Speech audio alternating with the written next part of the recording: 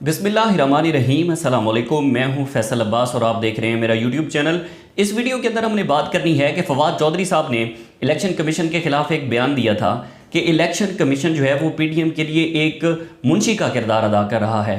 तो क्या सिर्फ एक बयान की बिना पर साबिक विफाकी वज़ीर को अरेस्ट किया जा सकता है, सलाखों के पीछे किया जा सकता है, या फिर इसके पीछे किसी और का हाथ है, मामला कुछ और है, कोई और लोग गिरफ्तार करवाना चाहते हैं? इस हवाले से चंद एक डिटेल्स हैं, सहाफ़ी हैं कुछ, उन्होंने कुछ इंकशाफात भी किए हैं और सेनेटर मुस्तफ़ा नवाज़ खोखर साहब जो हैं उनका भी एक बड़ा ज़बरदस्त बयान है, वो आपके सामने जो है इस वीडियो के अंदर हम रखते हैं। सबसे पहले समी इब्राहिम साहब कहते हैं कि हैरत है, इलेक्शन कमीशन मुंशी कहने पर खफा है, लेकिन जब इसाक डार साहब को नवाज शरीफ साहब का मुंशी कहा जाता था तो वो खुशी से समाते नहीं थे।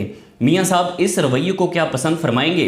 उसके बाद सेनेटर मुस्तफ़ा नवाज़ खोखर साहब जो हैं उन्होंने लिखा है कि इलेक्शन कमीशन इतना छोई मोई है कि सियासतदानों के दिए गए बयानात पर पर्चे करवाता फिर रहा है।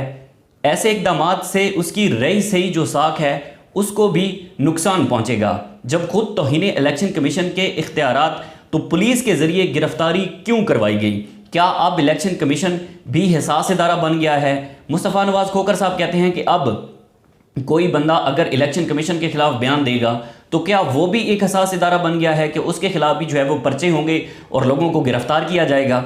उसके बाद तारिक मतीन साहब है जी, उन्होंने लिखा है कि फवाद चौधरी ने अपनी गुफ्तगू में इलेक्शन कमीशन को मुंशी कहा। इलेक्शन कमीशन को मुंशी कहना तौहीन है और मुंशी कहने पर फवाद चौधरी के खिलाफ कार्रवाई की दरख्वास्त दी गई। मुंशी कहने पर दरख्वास्त सेक्रेटरी इलेक्शन कमीशन ने दी और मुंशी कहने पर ही मुकदमा दर्ज हुआ। मुंशी कहने पर कार्रवाई अमल में लाई गई। यानी कि इस मामले को उठाया जा रहा है कि सिर्फ एक बयान है जी सिंपल सा जो कि फवाद चौधरी ने दिया है और उसके बाद इलेक्शन कमीशन को मुंशी कहने पर जो है वो अरेस्ट कर लिया गया है।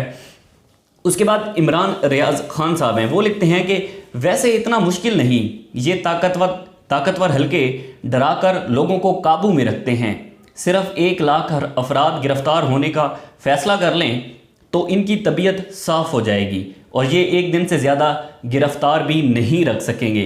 उन्होंने एक इंकशाफ किया है कि जो फवाद चौधरी को अरेस्ट किया गया है और जो इसके पीछे लोग हैं वो जो है मुक्तदर हल्के हैं। मुक्तदर हल्के चाहते हैं कि वो फवाद चौधरी को अरेस्ट करवाएं। इलेक्शन कमीशन के खिलाफ जो बयान दिया गया है उसको तो एक बहाना ही बनाया गया है।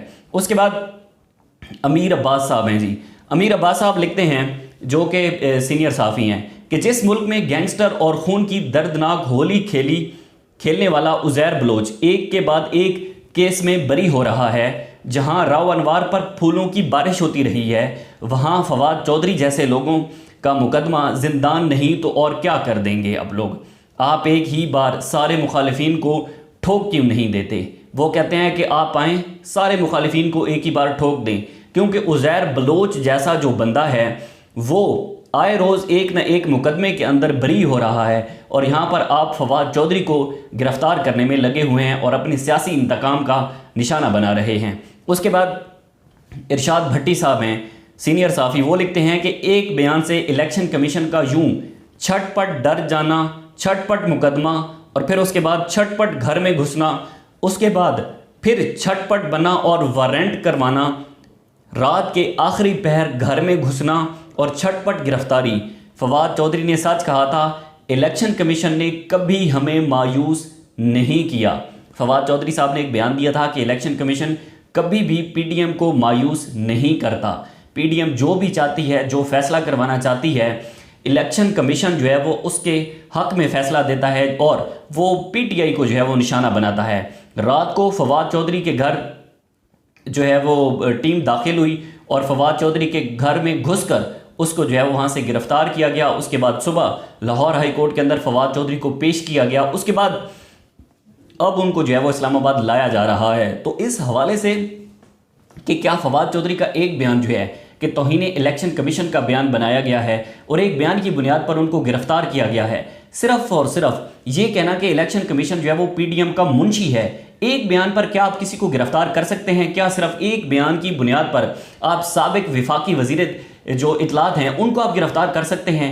वो उसके बाद जब फवाद चौधरी को अदालत के अंदर पेश किया गया तो उनको हथकड़ी लगा के पेश किया गया। मसला यहाँ पर यह है कि क्योंकि वो पहले बार कौंसिल का हिस्सा भी रह चुके हैं, पहले वो वकील भी रह चुके हैं, उनके भाई फैसल चौधरी वो भी बड़े ज़बरदस्त किस्म के वकील हैं, तो फवाद चौधरी साहब एक वकील रह चुके हैं और उनको अदालत के अंदर हथकड़ी लगाकर जो है वो पेश किया गया है, जिस पर वकला बरादरी ने भी बड़ा एहतजाज किया है कि किसी भी वकील को जो है वो आप इस तरह से गिरफ्तार करके हथकड़ियां लगा के आप पेश नहीं कर सकते, क्योंकि इस पर अदालत का एक फैसला मौजूद है कि वकील ने अगर कोई भी जुर्म किया हो तो उसको आप हथकड़ी लगाकर अदालत के अंदर पेश नहीं कर सकते, क्योंकि ज़ाहिर है वकील भी सारा दिन अदालतों के अंदर रहते हैं और वो एक अदालत का हिस्सा होते हैं।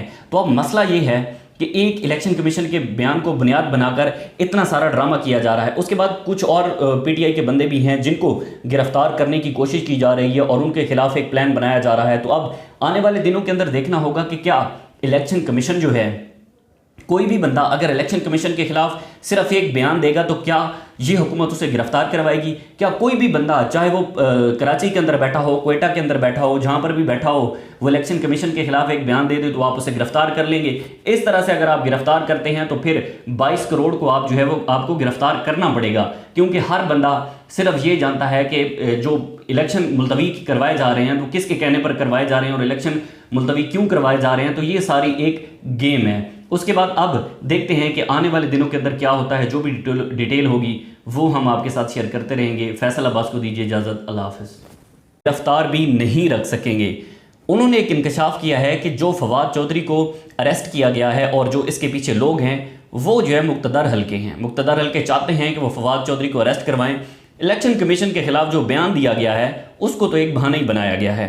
उसके बाद अमीर अब्बास साहब हैं जी। अमीर अब्बास साहब लिखते हैं, जो कि सीनियर साफ़ी हैं, कि जिस मुल्क में गैंगस्टर और खून की दर्दनाक होली खेलने वाला उज़ैर बलोच एक के बाद एक केस में बरी हो रहा है, जहां राव अनवार पर फूलों की बारिश होती रही है, वहां फवाद चौधरी जैसे लोगों का मुकदमा जिंदान नहीं तो और क्या कर देंगे अब लोग।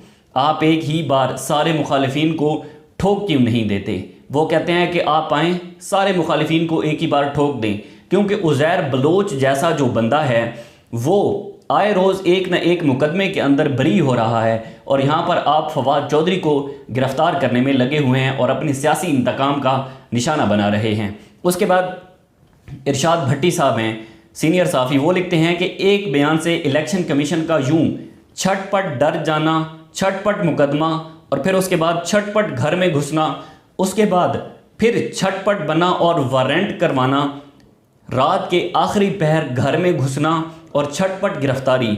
फवाद चौधरी ने सच कहा था, इलेक्शन कमीशन ने कभी हमें मायूस नहीं किया। फवाद चौधरी साहब ने एक बयान दिया था कि इलेक्शन कमीशन कभी भी पीडीएम को मायूस नहीं करता। पीडीएम जो भी चाहती है, जो फैसला करवाना चाहती है, इलेक्शन कमीशन जो है वो उसके हक में फैसला देता है और वो पीटीआई को जो है वो निशाना बनाता है।